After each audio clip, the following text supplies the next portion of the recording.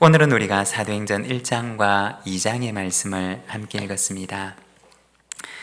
사도행전에 대해서 잠깐 소개를 하면 이 사도행전은 사실은 사도행전만 따로 독립된 책이 아닙니다.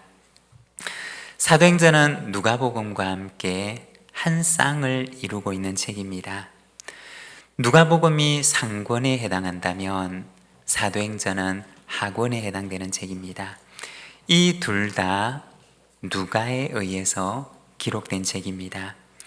처음에 이 책들이 초대교회에 소개될 때는 이 두 권의 책이 함께 초대교회에 소개되어지고 또한 함께 읽혀졌습니다. 누가복음은 예수님의 지상사역에 대해서 소개를 하고, 그리고 사도행전은 초대교회의 시작에 대해서 말씀을 해줍니다. 이렇게 예수님의 지상사역에서 어떻게 교회의 시작으로 이어지게 되었는가라고 하는 이 연속성을 보여주는 책이 바로 누가가 기록했던 누가복음과 사도행전인 것입니다. 그런데 주후 1세기 말에서 2세기 초 사이에 예수님의 생애를 담고 있는 이 네 권의 복음서를 한 권으로 묶게 되었던 것입니다. 그러면서 이 누가복음이 사도행전과 떨어지게 된 것입니다. 그래서 마치 이 두 권의 책이 별개의 책인 것처럼 여겨지게 되었지만, 그러나 누가복음과 사도행전은 아주 긴밀한 관계 속에 있는 책이고, 한 권은 예수님의 지상사역을, 그리고 또 한 권은 예수님의 지상사역 이후에 교회가 어떻게 시작되었는지를 우리에게 보여주는 책입니다. 누가복음 책의 마지막에 나와 있는 누가복음 24장 49절에서 53절까지 말씀을 보면 부활하신 예수님께서 승천을 하시고, 그리고 승천하시기 전에 제자들에게 마지막 부탁의 말씀을 하시면서 이 누가복음이 끝을 맺게 됩니다. 누가복음 24장의 말씀 우리 같이 한번 읽어보도록 하겠습니다. 함께 읽겠습니다. 볼지어다 내가 내 아버지께서 약속하신 것을 너희에게 보내리니 너희는 위로부터 능력으로 입혀질 때까지 이 성에 머물라 하시니라. 예수께서 그들을 데리고 베다니 앞까지 나가사 손을 들어 그들에게 축복하시더니 축복하실 때 그들을 떠나 하늘로 올려지시니 그들이 그에게 경배하고 큰 기쁨으로 예루살렘에 돌아가 늘 성전에서 하나님을 찬송하니라. 아멘. 이 누가복음 마지막에 보면 예수님께서 승천하시는 기록과, 그리고 승천하시기 전에 마지막 부탁의 말씀을 기록을 합니다. 내 아버지께서 약속하신 것을 너희에게 보내리니 너희는 위로부터 능력으로 입혀질 때까지 이 성에 머물라. 예수님의 부탁의 말씀으로 이 누가복음은 끝을 맺습니다. 그리고 오늘 우리가 읽었던 사도행전 1장 말씀에 보면 1장 4절과 5절의 말씀에 이렇게 말씀을 합니다. 사도와 함께 모이사 그들에게 분부하여 이르시되 예루살렘을 떠나지 말고 내게서 들은 바 아버지께서 약속하신 것을 기다리라. 요한은 물로 세례를 베풀었으나 너희는 몇 날이 못되어 성령으로 세례를 받으리라 하셨느니라. 누가복음에 이어서 이 사도행전 1장은 예수님의 그 약속의 말씀을 다시 한번 들려줍니다. 너희가 몇 날이 못되어서 성령으로 세례를 받으리라고 하시는 주님의 약속의 말씀과, 그리고 그 약속의 말씀을 따라 기다리는 제자들의 기다림, 그리고 이어지는 성령의 부어심과 교회의 시작을 보여주고 있습니다. 오늘은 사도행전 1장과 2장의 말씀을 통해서 부흥케 하소서 다시 기도라고 하는 제목을 가지고 우리가 말씀을 묵상하고자 합니다. 사도행전 말씀에 보게 되면 이 부흥의 출발점이 되었던 것이 바로 기도였음을 기록하고 있습니다. 저는 요즘에 부흥에 대한 기대감을 가지고 있습니다. 부흥이라고 하는 말의 의미는 우리가 지난 주일에 잠시 함께 나누었는데, 구약 성경에 보면 하이야라고 하는 히브리어 단어를 가지고 이 부흥을 말씀하고 있습니다. 그리고 하이야라고 하는 이 히브리어 단어가 의미하는 것은 살아나게 하다, 되살아나게 하다 라고 하는 뜻입니다. 저의 눈에 비친 지난 몇십 년간의 우리 한국교회는 마치 모진 겨울을 보내었던 죽은 나무처럼 여겨졌습니다.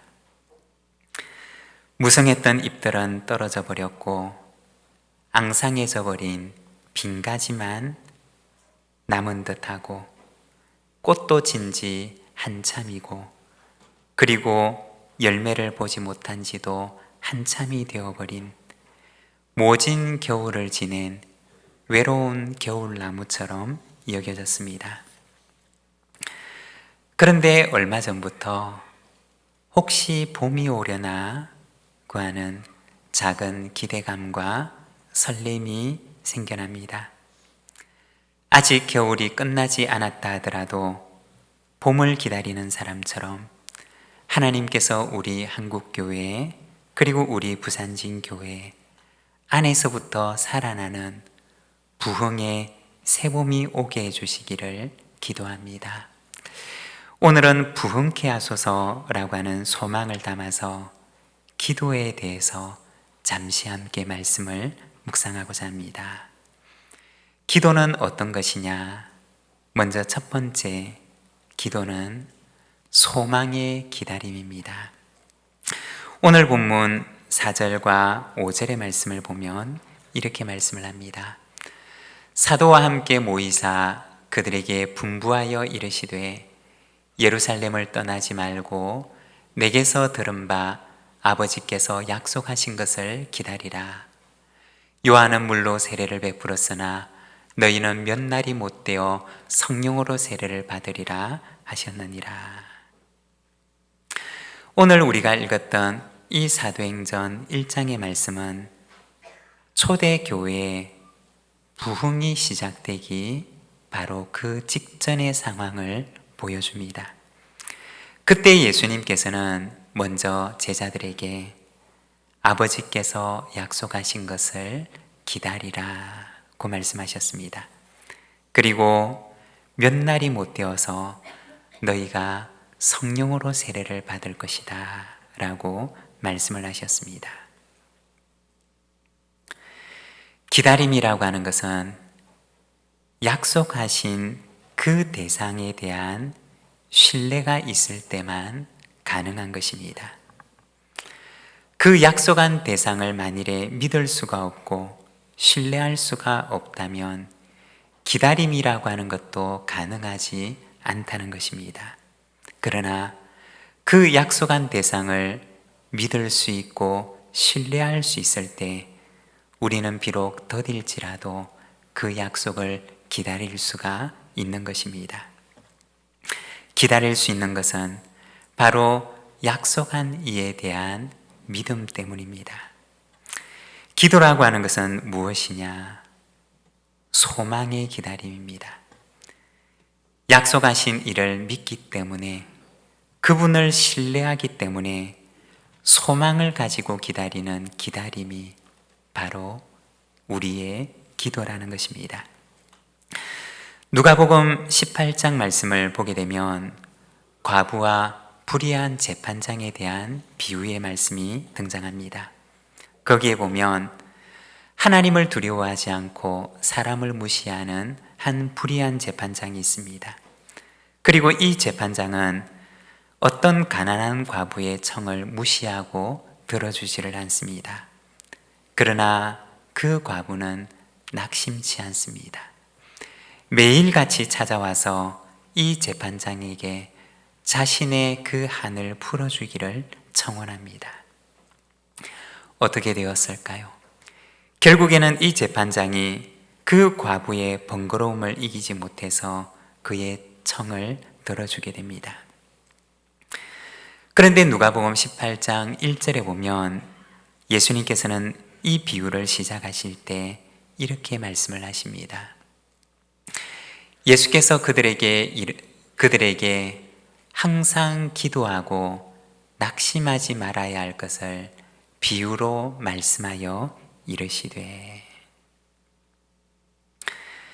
예수님께서 이 비유를 들려주신 목적은 바로 기도하지만 낙심하지 말아라 고 하는 것을 말씀해 주시기 위함이었습니다.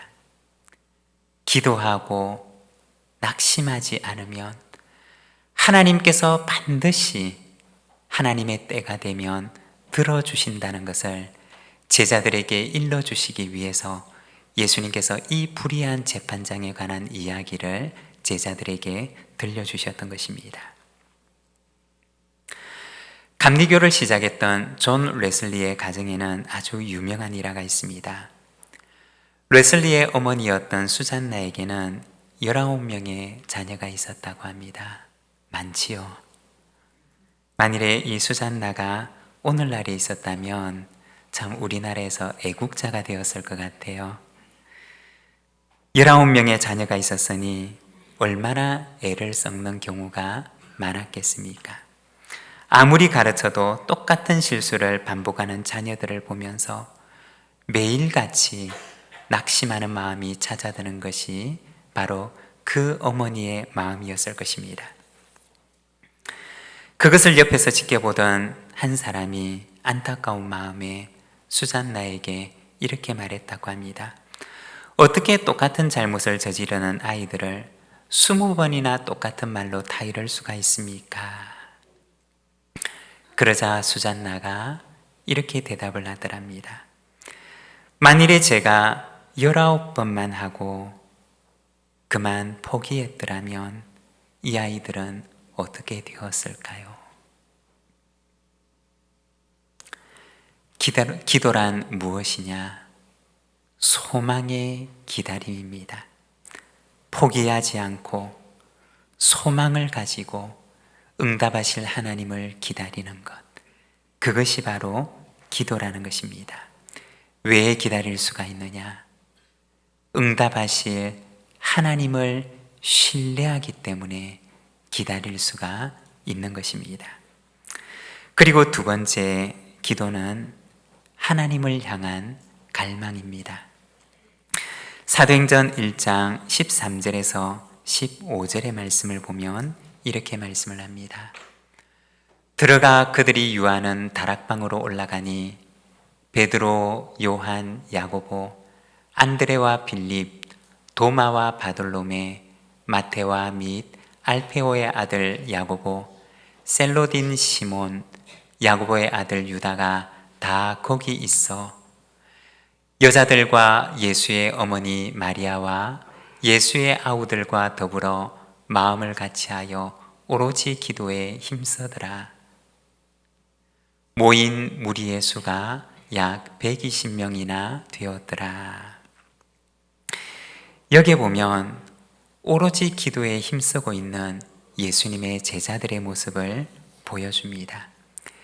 예수님께서 떠나가시고 난 뒤에 예수님의 제자들과 예수님을 따랐던 사람들은 주님의 그 말씀대로 오직 기도에 힘을 쓰며 기도에 전념하고 있었던 것입니다. 기도란 무엇이냐? 기도는 하나님을 향한 갈망입니다. 저에게는 어렸을 적에 잊을 수 없는 경험이 있었는데, 중학교 2학년을 마치고 중학교 3학년을 올라가던 겨울 방학 시점에 그 당시 교회 학생회에서 자발적으로 40일 기도회를 했던 적이 있었습니다. 앞에 계셨던 목사님께서 사임을 하고 떠나셨고, 그리고 새로 오시는 전도사님이 부임하기 전이었는데, 학생들 사이에서 우리가 새로운 전도사님을 기다리면서 우리가 같이 기도하자라고 하는 마음이 일어났던 것입니다. 그래서 학생들 사이에 자발적인 기도회가 생겼습니다. 전도사님도 계시지 않았고 지도하시는 선생님도 없었지만, 그러나 학생 입력원 몇 명이 모여서 기도회를 하게 되었습니다. 세련된 찬양 인도도 할 수가 없었고, 그리고 그 기도회도 학생 임원 몇 명이서 돌아가면서 서툴게 인도를 했습니다. 그런데 이 기도회가 무르익어 가는데 3주에서 4주를 넘어갈 때쯤에 심상치 않은 일들이 일어나기 시작했습니다. 학생들 사이에서 기도를 하는데 은사가 나타나기 시작했는데, 아이들이 기도를 하다가 방언을 하기 시작했던 것입니다. 그 이야기를 듣고서 그제서야 선생님 몇 분께서 긴급히 오셔서 학생들과 함께 기도회를 인도해 주셨던 기억이 있습니다.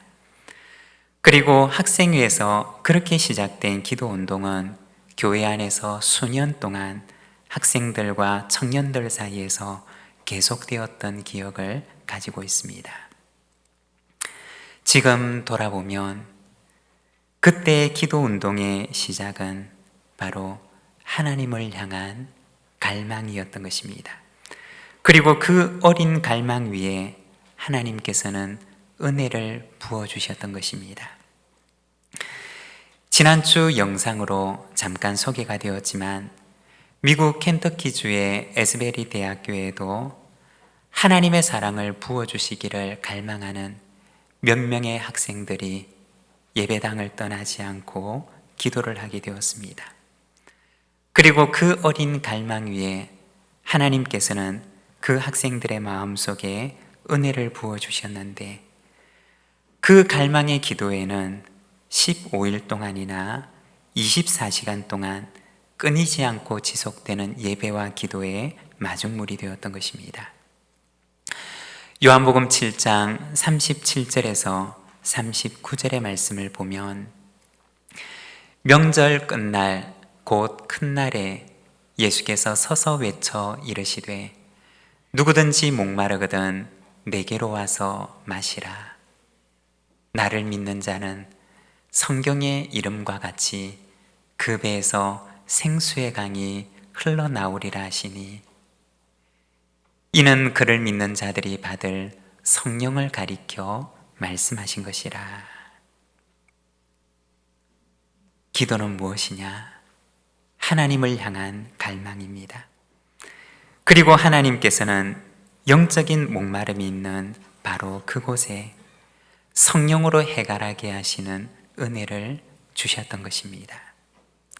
사랑하는 여러분, 영적인 갈망을 가지고 하나님께 기도하는 자리로 나가기를 원합니다. 그리하면 그곳에 하나님께서 우리의 갈망을, 우리의 목마름을 해갈하게 하시는 은혜를 허락해 주실 줄로 믿습니다. 그리고 세 번째 기도는 다시 살아나게 하는 부흥의 시작입니다. 사도행전 2장 1절에서 4절의 말씀을 우리가 자막을 보면서 함께 봉독하겠습니다.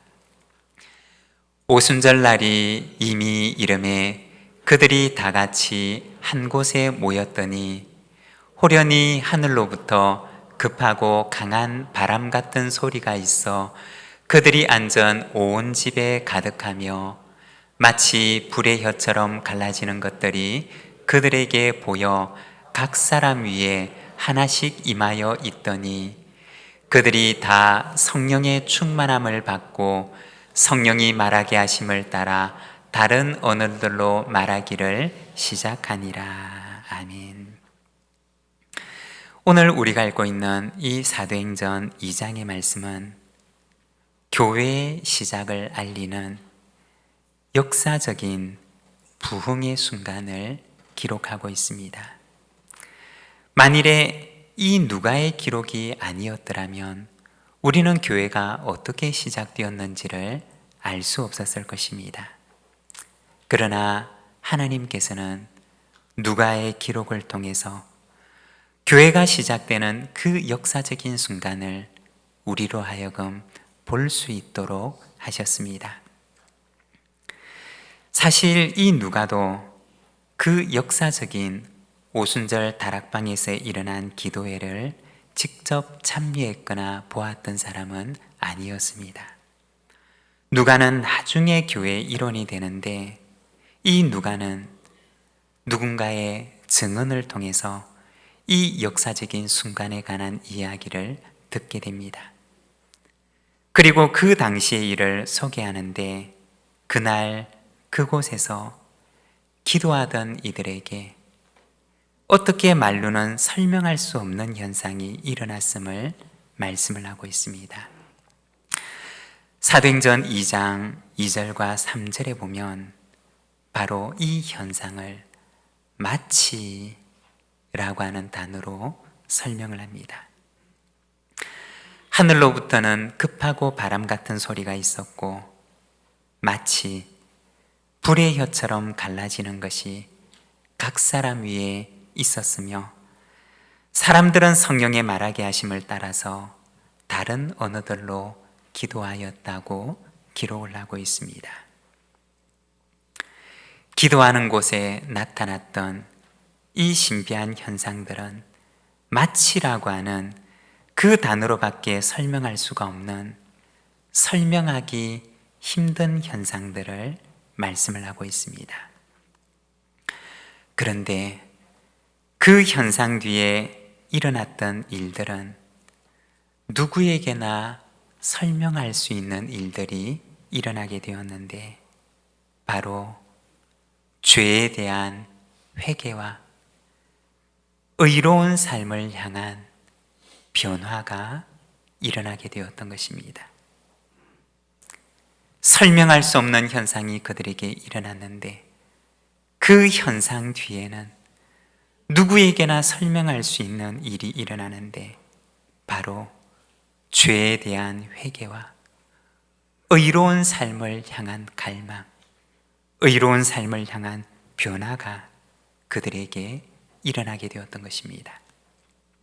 한마디로 이야기를 하면 그들의 영혼이 하나님을 향하여서 안으로부터 살아나는 역사가 일어나게 되었던 것입니다. 바로 부흥의 역사가 일어난 것입니다. 그리고 그 부흥의 불길은 전 세계 곳곳으로 번져나가게 되었습니다. 사랑하는 여러분, 겨울이 지나면 봄이 옵니다. 겨울이 아무리 길고 매서워도 겨울은 봄이 오는 것을 멈출 수 없습니다. 우리 교회 안에도, 그리고 우리 한국 교회에도 오순절 다락방에서 소망의 기다림으로 기도하였던 이들처럼 자발적인 작은 기도의 모임들이 교회마다, 목장마다, 그리고 소그룹마다 일어나게 되기를 소망합니다.